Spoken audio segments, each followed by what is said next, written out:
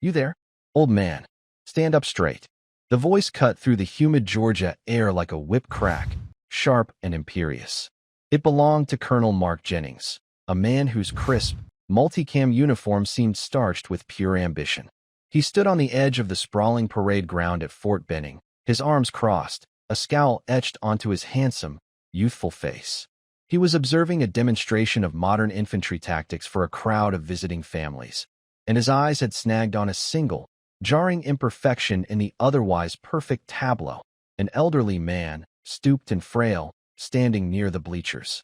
The man's simple khaki trousers and faded polo shirt were an affront to the disciplined sea of digital camouflage and polished boots. His posture was a slouch, his hands clasped loosely behind his back, his gaze fixed on the soldiers with a quiet intensity that Jennings misinterpreted as vacant confusion. "Did you hear me?" Jennings barked, striding towards him. "This is a United States Army installation, not a park bench.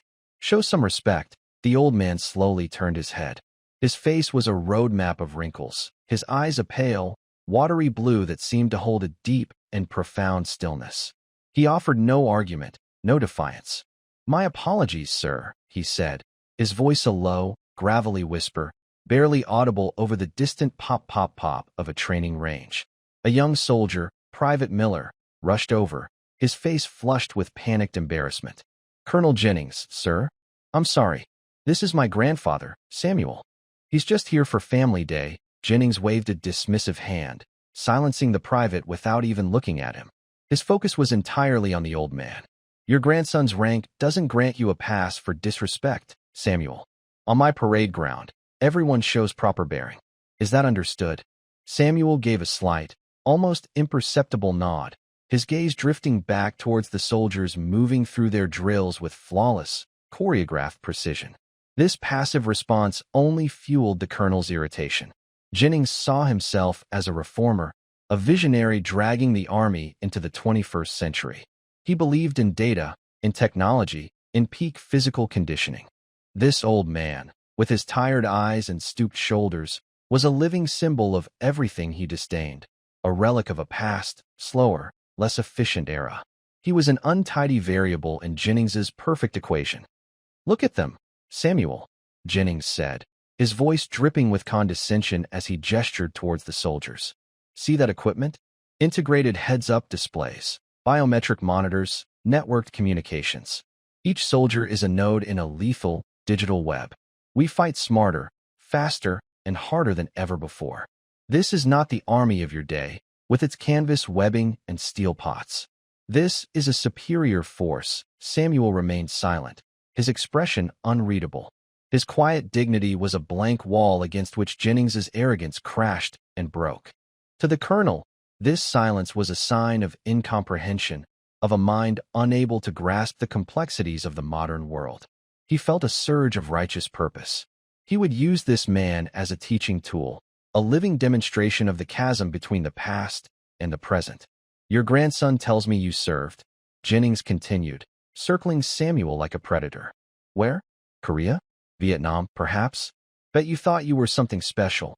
Humping a rucksack through the jungle, Private Miller looked as if he wanted the earth to swallow him whole. "Sir, please," he began, but Jennings shot him a look that could freeze fire. "Stand down, Private. Your grandfather and I are having a discussion about history." He turned back to Samuel, his voice rising so that others nearby could hear. "The problem with your generation is you think experience equals wisdom. You think because you endured hardship, you have something to teach us. But your hardship is our data point. We've analyzed it, simulated it, and engineered solutions for it. Your war is a chapter in a textbook. Our war is a real-time, dynamic battle space." He leaned in closer, his voice dropping to a conspiratorial sneer. "I'll bet you can't even name the rifle they're carrying. Can you? It's an M4A1 with an SOPMod Block 3 kit. Means anything to you? Of course not. To you, it's just a black rifle." Samuel's pale blue eyes finally shifted from the distant soldiers and met the colonel's. For a fleeting moment, the stillness in them was replaced by something else, a flicker of light in a deep well. But it was gone as quickly as it came. He said nothing. The public humiliation was now in full swing. A small crowd of onlookers had started to gather, their curiosity piqued by the one-sided confrontation. Frustrated by the old man's impenetrable calm, Jennings decided to escalate. He would break him, force a reaction, prove his point beyond any doubt. A cruel, clever idea sparked in his mind. He had recently been reading an obscure historical text on special warfare operations, a collection of declassified after-action reports from a bygone era. It was filled with arcane jargon and forgotten protocols. He would use it to expose the old man's ignorance once and for all. "All right then," Jennings announced, a triumphant smirk spreading across his face. "You want to stand on a parade ground? You'd better know how to respond to a command." He strode to the center of the asphalt, turning to face the demonstration squad. "Drill sergeant, stand your men down." "On me." The burly drill sergeant, confused but obedient, barked an order, and the squad froze, their rifles held at a perfect low ready. A hush fell over the entire area. Jennings relished the moment, the absolute authority he wielded. He was the director of this play, and he was about to deliver the climax. He cleared his throat, drew himself up to his full height, and bellowed a command into the silent air. "Scarecrow Protocol. Dagger-Fall." The words were alien.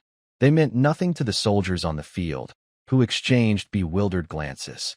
They meant nothing to the drill sergeant, whose brow furrowed in consternation. They meant nothing to the families in the bleachers. Jennings's smirk widened. This was perfect. He let the confusion hang for a pregnant moment. "What's the matter, soldiers? Never read your history." He then barked the second part of the sequence, his voice echoing across the now silent base. "Specter-Three, acknowledge with Chimera's gaze." More confusion. Private Miller buried his face in his hands.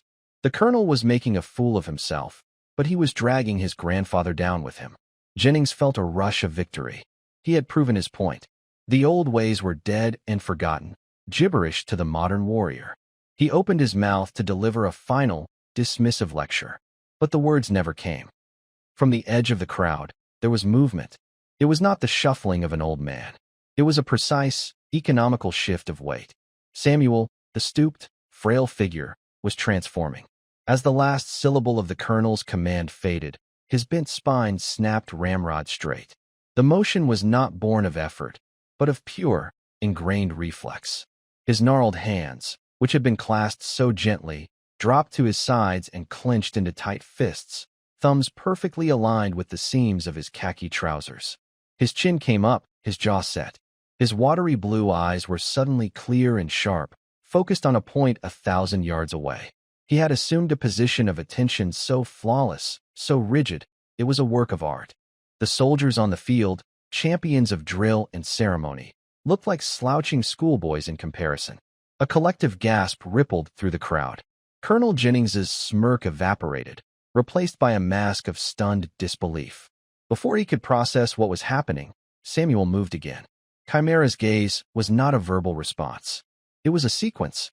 His right hand shot up to his temple, not in a salute, but with the thumb, index, and middle fingers extended, touching his brow, a forgotten recognition signal. His left hand moved to his belt buckle. He then executed a slow, deliberate turn of his head 90 degrees to the left, held it for a 2 count, then 90 degrees to the right, another 2 count, before snapping back to the front. Every movement was clean, sharp, and imbued with a lethal purpose that was terrifying to behold. The air crackled with a sudden, palpable tension. This was not a party trick. This was not a veteran showing off. This was a key fitting into a lock that had not been turned for 50 years. The parade ground, moments before a stage for Jennings's ego, had become something else entirely. It was now sacred ground, and an ancient ghost was standing on it. Private Miller lifted his head, his eyes wide with a dawning, impossible understanding.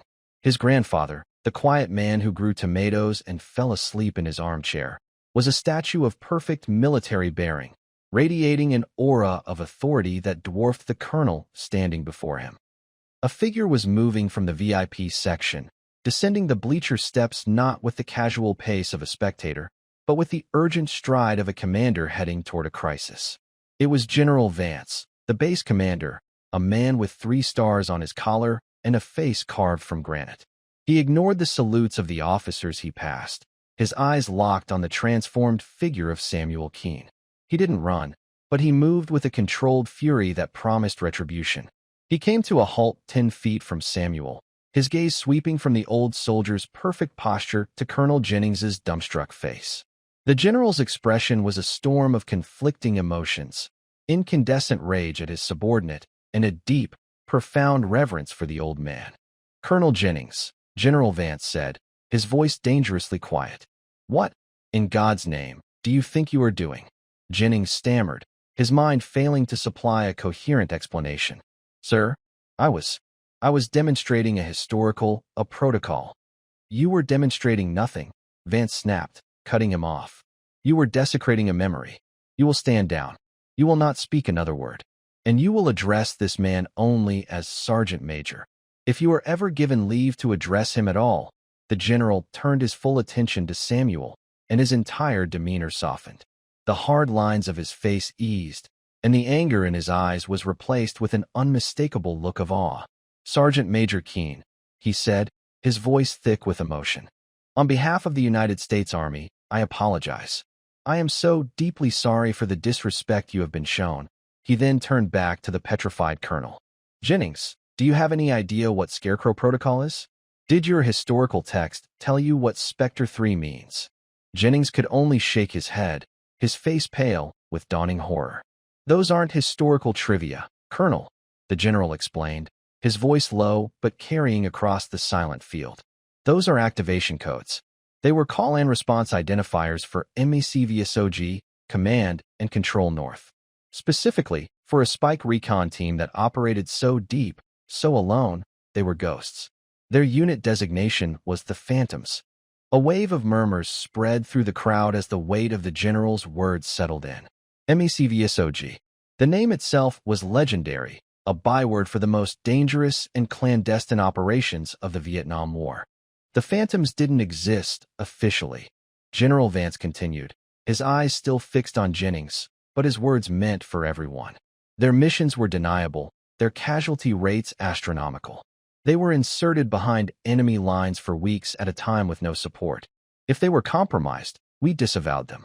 To survive, they needed to be able to identify a friendly in an instant, under the most extreme duress imaginable.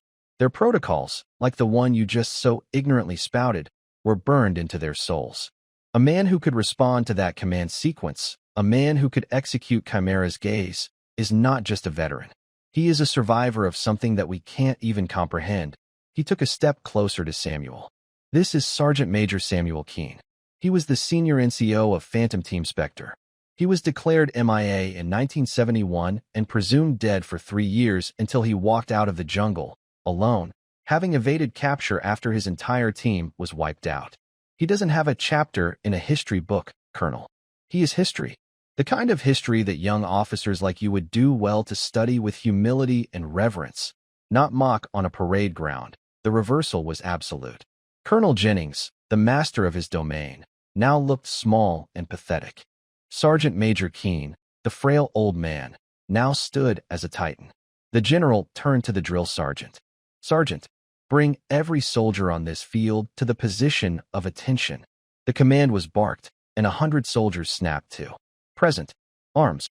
In perfect unison, 100 rifles were raised in a formal salute, not to the general, not to the flag, but to the quiet old man in the faded polo shirt. General Vance then turned to Jennings, his face cold fury. "Colonel, you are relieved of your command, effective immediately. You will report to my office at 1,400 hours, and you will spend the time until then contemplating the difference between wearing a uniform and honoring it." Jennings could only whisper, "Yes, sir," his career and his arrogance shattering in a single, devastating moment. The general then gently placed a hand on Samuel Keane's arm. "Sergeant Major, will you allow me to escort you?" For the first time, the tension left Samuel's frame. His shoulders relaxed, the rigidity flowed out of him, and he was once again just an old man, albeit one with eyes that had seen too much. He gave a slow, tired nod. As the general led him away, a path clearing through the awestruck crowd as if for royalty, Samuel glanced back at his grandson. Private Miller was standing tall, tears streaming down his face, holding his own salute, his eyes filled with a love and a respect that had been forged anew in fire. Samuel gave him the faintest of smiles, a silent acknowledgement that bridged generations, before turning and walking away, leaving the echoes of his quiet heroism to linger in the stunned silence of the parade ground.